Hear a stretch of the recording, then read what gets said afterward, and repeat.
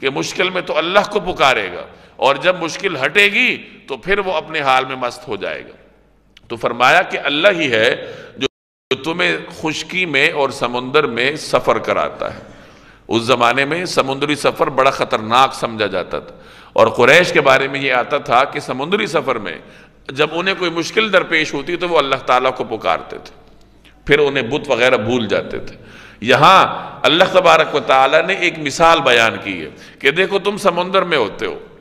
سمندر میں کشتی تمہیں لے کے چلتی ہے، بڑی خوشگوار ہوا ہے، معتدل پانی ہے، سفر اعتدال کے ساتھ جاری ہے، تو مسافر اپنے حال میں مست ہیں، انہیں رب یاد نہیں ہے۔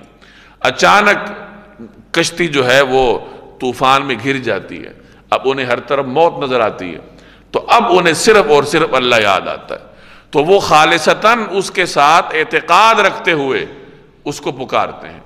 کہ یا اللہ بس ایک مرتبہ اس مصیبت سے نجات دے دے، اور پھر ہم تیری عبادت کریں گے، تیری بندگی کریں گے۔ پھر جب اللہ تعالیٰ انہیں نجات دے دیتا ہے تو وہ کیا کرتے ہیں؟ وہ پھر بغاوت کرنے لگ جاتے ہیں۔ تو یہ انسان کی عمومی نفسیات کا بیان ہے کہ وہ مصیبت میں تو اللہ کو یاد رکھتا ہے،